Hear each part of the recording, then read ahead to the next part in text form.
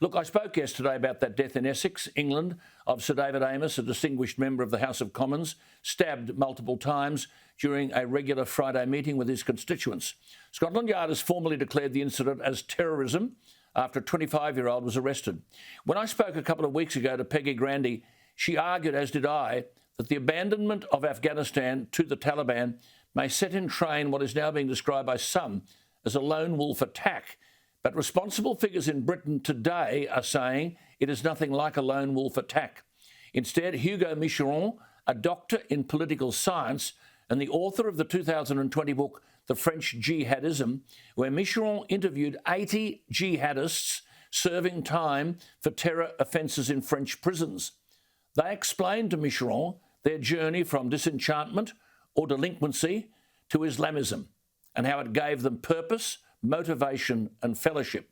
But as Gavin Mortimer writes today ominously, quote, above all, it imbued in the jihadists a hatred for Western society, a contempt shared by British, Belgian, Norwegian and all European extremists, unquote. The question must be asked, therefore, where will they strike next? And remember, this assassination of a British MP came 2 days after an Islamic attack in Norway and raises concerns that the Taliban takeover of Afghanistan may lead to a resurgence of similar attacks.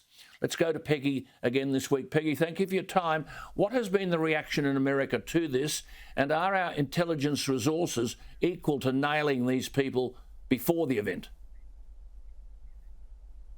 Well, thank you always, Alan, for having me on. And what happened in the UK, of course, is a horrific tragedy. And our elected officials should expect to get verbal assaults, but they should never expect to have physical attacks on them. And I'm afraid that that will make our politicians less accessible and less willing to engage with their constituents in the future.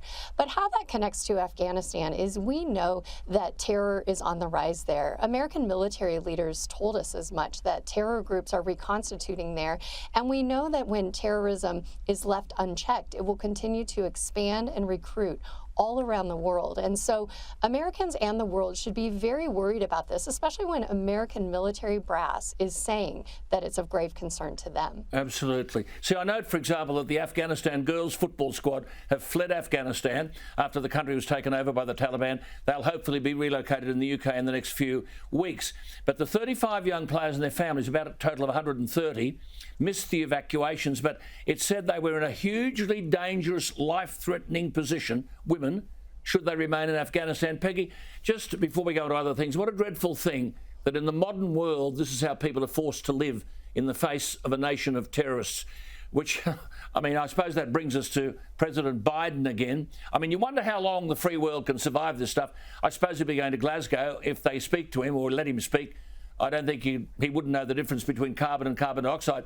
He didn't know, I just got to share this with our viewers, the name of our Prime Minister. Well, now he wants to thank his special envoy for ports, Joe Biden. Listen to this. And I especially want to thank Joe Porcari. I think Joe's done one heck of a job, my special envoy specifically on ports, who's been working this issue with all the stakeholders for the past several weeks. Oh, yes, except, Peggy, the special envoy for ports, Joe, is actually John Porcari, not Joe. I mean, what on earth? This is the point, isn't it? This is the problem with the West. The terrorists and everyone can see this weakness, can't they? They can. And a weak America makes for a dangerous world. And we see that on display. And I can't imagine what the Chinese are thinking when they see a clip like that.